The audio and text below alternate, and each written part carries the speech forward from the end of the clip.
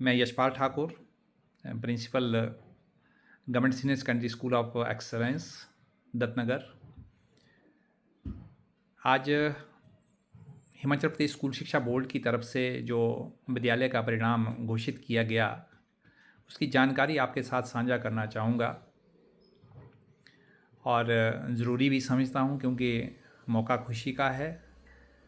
पिछले जो हमारे पास एकेडमिक सेशन का जो मार्च 2026 में भी एग्ज़ाम हुए थे, उसमें 101 जो स्टूडेंट्स हैं वो हमारे पास +2 में थे और जिसमें 100 हमारे पास अपीयर हुए थे और एक बच्चा उसमें अपीयर नहीं हो पाया। और उसके अपीयर ना होने के पीछे कारण बहुत बड़ा है क्योंकि वो इंडिया कैंप में अभी है बच्चा, इसलिए अपीयर नहीं हो पाया।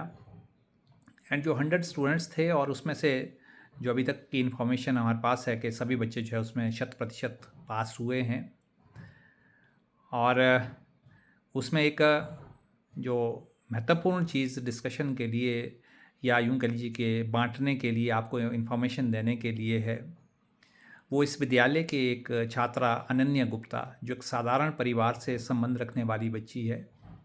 उसने बोर्ड के टॉप 10 पोजीशन में अपना नाम हासिल किया है।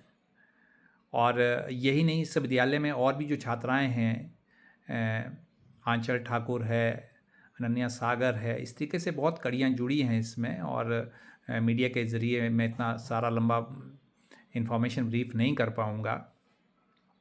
तो जिन्होंने बोर्ड के अंदर अपना नाम कमाया है और इस विद्यालय का 100% परिणाम होने के साथ साथ खुशी की बात यह है कि टॉप रैंक में, टॉप 10 में आने के लिए बहुत मेहनत और लगन इस बच्ची ने करी है।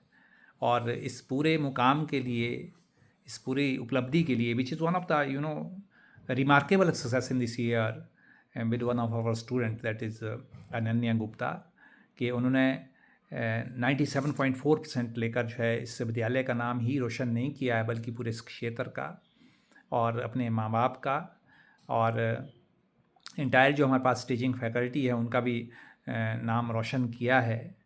और ये एक खुशी का पल है कि विद्यालय आज की दौर में CBSE एफिलेटेड है और स्कूल ऑफ एक्सलेंस के दौर से जो गुज़र रहा है उसमें सारी चीज़ें हो रही है। और मुझे आज भी याद है कि 31 दिसंबर 2025 को जब इस विद्यालय का एनुअल डे था और उस दौरान हमारे ऑनरेबल जो माननीय शिक्षा मंत्री हिमाचल प्रदेश है श्रीमान रोहित ठाकुर जी अब इस विद्यालय के परिसर में आए थे।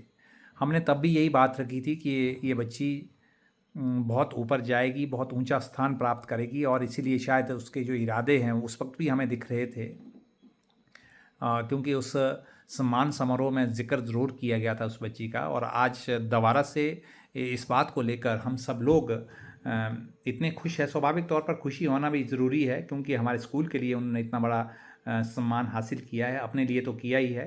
क्योंकि वो उस बच्ची का जो मैं इंटरव्यू भी देख रहा था कि वो कह रही थी कि मुझे एक सिविल सर्विसेज के लिए तैयारियां करनी है और हर दिन मुझे 8 से 9 घंटे पढ़ना है। तो मैं तो ये कहूँगा कि ये बच्ची ज़रूर इस मुकाम को भी हासिल करेगी। एंड डेफिनेटली इस विद्यालय का नाम, टीचर्स का नाम और सबसे पहले आपके पेरेंट्स का नाम जो है इस ज़रूर ये ऊंचाइयों तक ले जाएगी, ऐसा मेरा मानना है।